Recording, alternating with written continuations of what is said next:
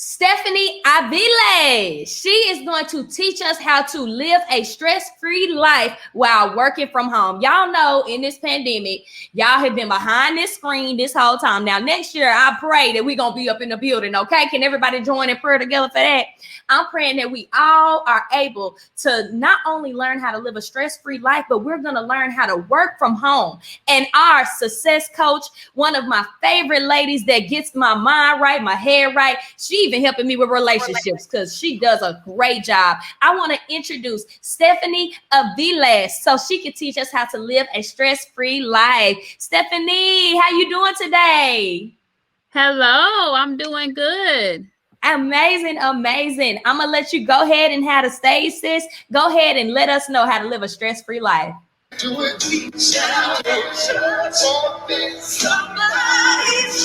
Hey. Third time's a charm. And hello. You can see me now. Great. Yes, I wanted to make sure that I showed my face today. So I was adamant about getting that working. I am so sorry for the delay. Are we ready to start? Take it away. Thank you. Okay, so as I was saying, I am Stephanie Aviles Copeland. I am a success coach, and by day, I am a business analyst / IT project manager. So my schedule is really busy when it comes to working, but I also have to make time for work-life balance because I am a mother of 2 wonderful children. I have a 14-year-old son and an 8-month-old daughter, and of course, my husband. So balancing everything is definitely a task. And I'm here to talk to you all today about balancing that work-life lifestyle and still being successful in everything that you do. Okay, so let me just give you all a few tips on things that I have done to help that balance and still keep the bags away while doing it. First thing I would like to point on is I didn't get here just by waking up in the morning and saying, hey, okay, I'm gonna juggle it all. I'm gonna be an entrepreneur. I'm gonna work a corporate job. I'm gonna maximize on my income, and I'm just gonna crush the day. I didn't. There were a lot of stumbles and falls along the way with me trying to navigate the waters of being a full-time entrepreneur, having that burning desire that we all have inside where something is talking to us and saying, I want to be an entrepreneur. I want freedom. I want XYZ. But you don't exactly have the freedom or the ability to leave your 9-to-5 job because, of course, bills are still due. We still have to survive. We have to take care of our kids. We still have to eat. But there's a lot of us out here that have creative abilities, and your mind is just overflowing with thoughts and ideas and ways to make profit. Well, there's a way to balance all that. And that's where I specialize at the moment. For me, the thing that I strive to achieve when it comes to work-life balance is not overstressing yourself. How do you do that? How do you not overstress yourself? Well, first of all, there was a session before mine, and I think the speaker was Xavier, and he was doing like jig aerobics or some exercise. And so one thing I learned about public speaking was that if you start to get anxious or have anxiety, which I did, I naturally do it anytime I speak in front of people, a good thing for you to do is get up, stand up, take a deep breath, and shake it all off. So I like to do a little jig. So as I was hearing the music and the beat was kind of flowing in the background, I was back here getting it to Xavier, jigging in the background, preparing me for what I was going to deliver to you all today. Now, it lightened my heart, and it made me think of how I normally operate on my day-to-day. My normal day-to-day, when I get stressed, when I'm at my computer, or when things are just overloaded in my head and I don't know where to begin, Sometimes I get up and I start dancing. I go fix me a glass of water. I get a little snack and I'm kind of jigging with the beat in my head. And what that music does is it helps me to kind of decompress and lifts your mood back up, gets you out of a depressed state or a down state. And we really need those happy moments, because music is in the heart. When you hear it, I mean, it does something to you. And most people, everybody that I met loves some form of music. So I would definitely incorporate music into de-stressing any way you can. But my first point I wanted to talk about when it comes to the work-life balance is when you're working from home, you really have to make sure that you limit distractions. Distractions are the number one killer of being productive at home. When I'm home working for my corporate job, that it seems to me a lot easier to structure than being a full-time entrepreneur. Okay. A full-time entrepreneur, you have full flexibility to rest or full flexibility to get out here and get it, because you know you have to get that next dollar. So the two are different. A 9 to 5, they tell me what time to be there and what time I'm going to sign off and how much money I'm going to make and what assignments I'm going to work on for the day. So my schedule is a little bit easier to plan. And when it comes from 9 to 5, I know these are my focus. This is my focus period. And I'm only focusing on company A, and then either before or after, I'm focusing on company B as well as my family. So when I'm focusing on company A, there are a lot of times I feel like there's something that needs to be done for company B. Maybe I can respond to an email really quick. Maybe I can make an Instagram post really quick, or a Facebook post, or maybe I can make a sale really quick. While all of that can happen, it's going to cause you to be less productive on your 9 to 5 job. And what you want to do is excel in that corporate job if you're still juggling the two, because excelling where you're guaranteed income is going to help you to funnel money into company B until your side hustle or your potential other full-time job that could take over your full-time income from the corporate world.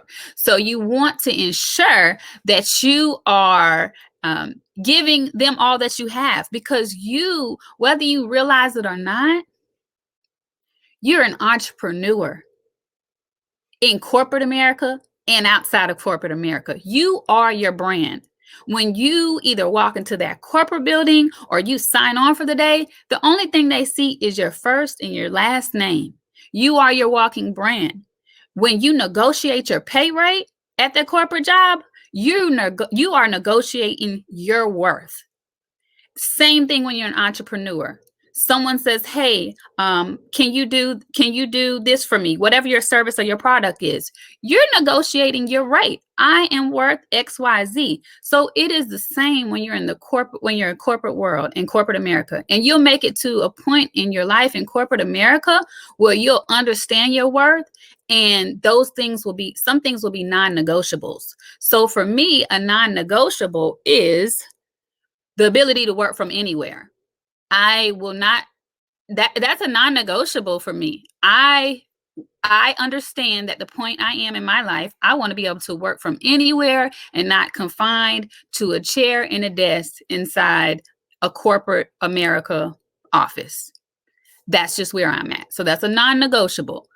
It brings me peace to work from home. And I have learned how to be productive from working in corporate America in a corporate office. They have shown me how long you should sit at your desk to be productive, what their definition is and their culture is behind corporate America work. So some of those things I have taken into consideration when I work from home. I ensure that I'm logged on ahead of time for my job. I make sure I take my scheduled break around the same time I normally would when I worked in the office. So whether that's between 12 and 1, or if I need to go run an errand, I'll make sure that I communicate that to my manager and say, hey, okay, I'm going to take a break from, 2 to 3 today instead of 12 to 1. Now, during that time period, what happens on your lunch break is what happens on your lunch break. So if I want to grab me a quick prepared meal and work on company B, that's my business. Because at the moment, I'm on my lunch break. I'm not getting paid while I'm on my lunch break. Okay, so there's a few times during the day where you can work on your business, and those would be times that you have off from your corporate job.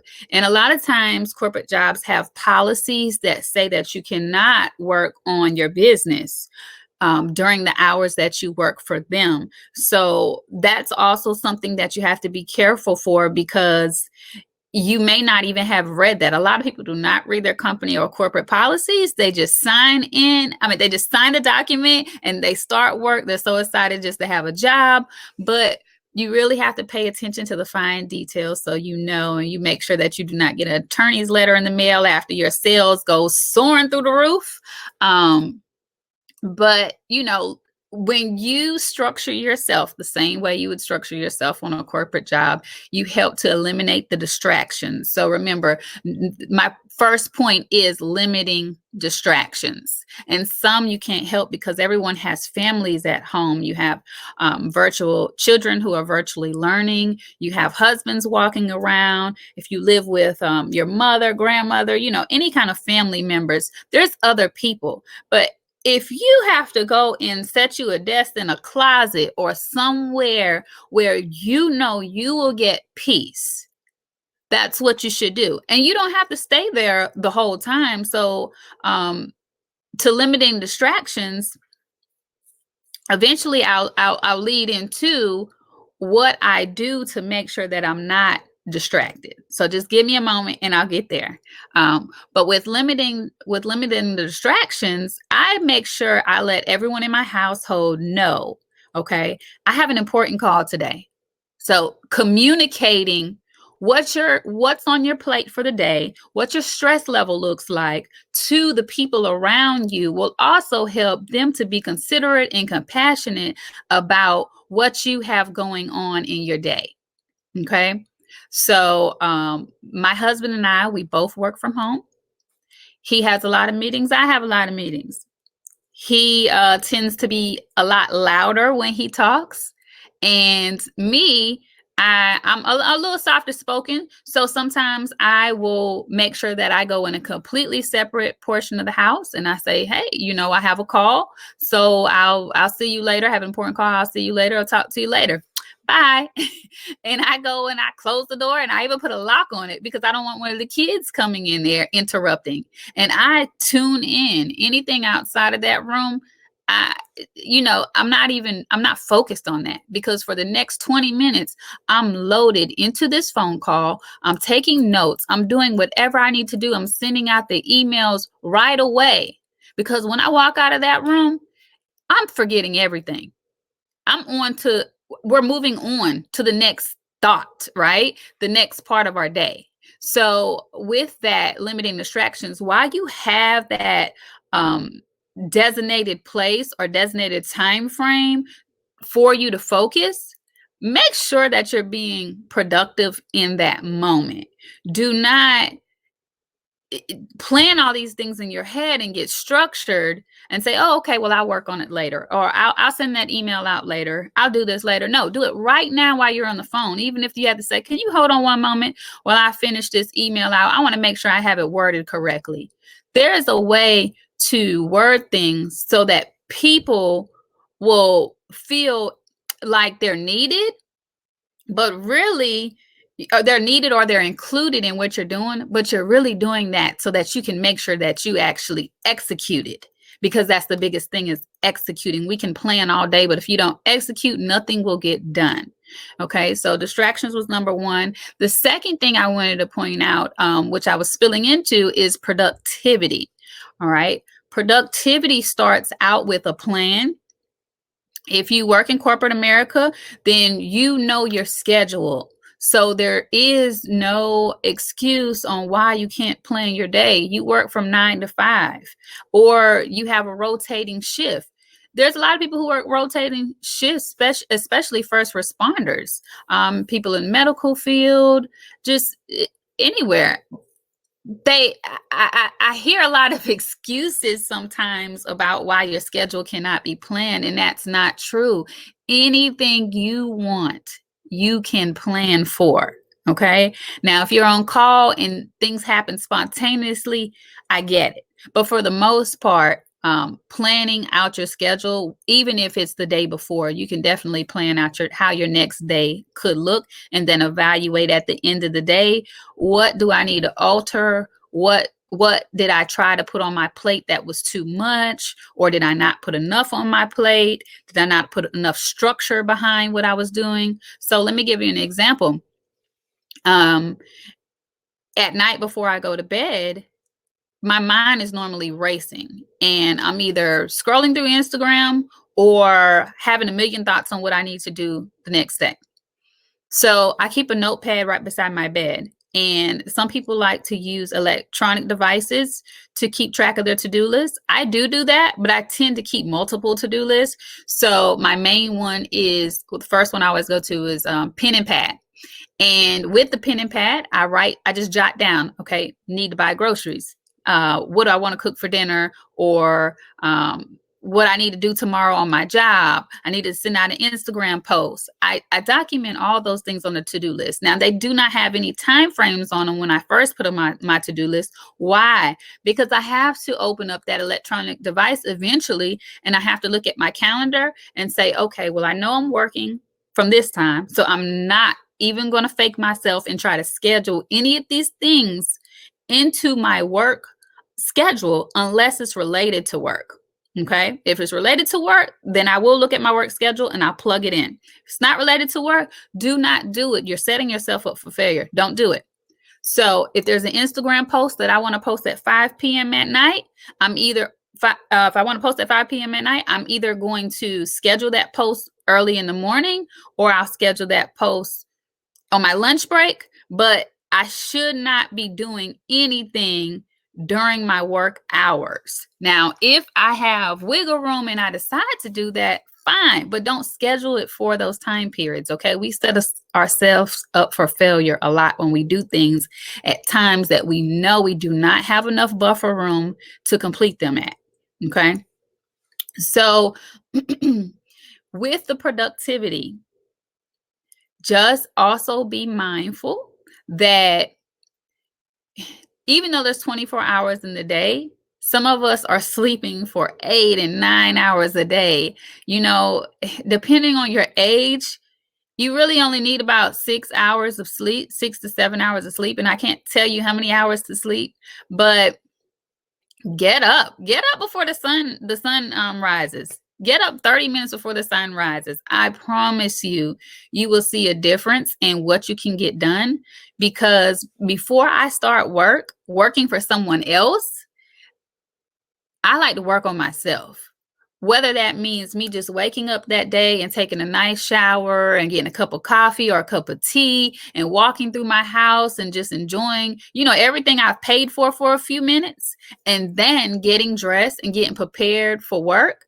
Like there's a difference in how you move. When you're getting up at the last minute and rushing to get dressed and rushing to get ready, and then you have to jump onto it and start working from home, you're causing added stress that's not needed. Wake up and enjoy your stuff, the stuff you pay for. Enjoy it. And how can you do that? Wake up a few minutes early. In the evening time, the reason I'm not saying stay up later is because the third point that I'll be rolling into is your rest. Rest is very important. If you want to live stress-free and work from home, you have to schedule in downtime as well. So one thing that I have done in the last year and a half is made a mandatory day once a month that I take off from my corporate job, so that I can do all of the things that I said. If I could just get one day off from work, if I could just get 2 days off from work, I would do this. So every time I say that, I make a note And when that day comes that I already scheduled to take off, I knock all those things down. Even if it was something as simple as I want to go get my nails done, I put that on the day that I take off and add it to the calendar. So the biggest takeaway for the no distractions, productivity, and rest is really, really about scheduling and taking time for rest. So, in other words, do not be in competition with anybody who says, I will outwork you, because I do not believe in working 80 plus hours a week. I will not do it. I don't care how many jobs I have. I'm going to be as productive as possible within the allocated time frames that I have. And whatever I have not gotten done on those days will be scheduled for future days to come. Now, if you're the type of person who just lives by the seat of your pants and you don't like to schedule anything, well, you are always going to be chasing your tail. You are always going to be stressed out and frazzled, especially when something goes wrong. Because believe me, someone is going to throw a wrench in your day somewhere. And if you do not plan ahead and you do not prepare ahead, and you're a last minute person, when that wrench comes, everything is going to come falling down. Okay? You want to avoid those moments. And then let me hit on with the family, because I didn't really discuss that with you all. I just hit on points for you to take away, how to limit the distractions and how to plan to be more productive, and then also incorporating rest. But you still have family. Like I said, I have 2 kids. I have a husband. Will I have more kids? I don't know, because it is a balance. It's a trade-off. I would like to, but it is a trade-off. And my daughter's 8 months, so I'm still trying to juggle and see, is there anything else I can do to refine this process or make it more automated? The thing I can tell you with this piece, because everyone's family looks a little bit different, try to assign roles to everybody in the household to alleviate stress from you. Make it fun. Make dinner time fun for the family. Let everyone try and cook. I let my 14-year-old come in the kitchen. Hey, help me cook dinner tonight. I want to talk to you. This way, he's helping me, and we're spending quality time together. We're bonding and we're moving quicker. We'll all set the table together. Do whatever you have to do. This doesn't happen every day. Lives are moving. This is not what the real world looks like anymore, where everyone is sitting down having dinner together every single night. That's not in my reality. I don't know if it's in yours, but it's not in my reality. But when we do have those moments, I take pride in them, and it makes it all worth it in the end. So you just have to be intentional about it. I have a calendar invite for family night on my calendar, and this is forced scheduled time that I say, hey, okay, we're coming together today and we are going to do our devotionals. We're going to discuss new rules we're implementing in the house, because as kids grow, as teenagers get older, they try different things and we have to reel them in. But I try not to cause too much conflict throughout the week with changing rules and lashing out on everyone on why their clothes are on the floor, or why were they doing so many things while I was on a call. I try to wait to that moment where I have them in the family setting and say, okay, listen, let's go over the week. Let's reevaluate what went on this week. And it may seem a little cheesy or corny to you guys, but let me tell you, it works. It works when the stress level is down and you get everybody in one setting, in one room, and you can just do a debrief on how the week went and implement the new week. And then the children will be more mindful of what to do when you're trying to handle business, when you're working on your crafts or on your products or whatever you're doing. They'll understand, they'll gain appreciation for it. So, you just open the door for feedback and assessment, and don't be too hard on yourself. Okay. So,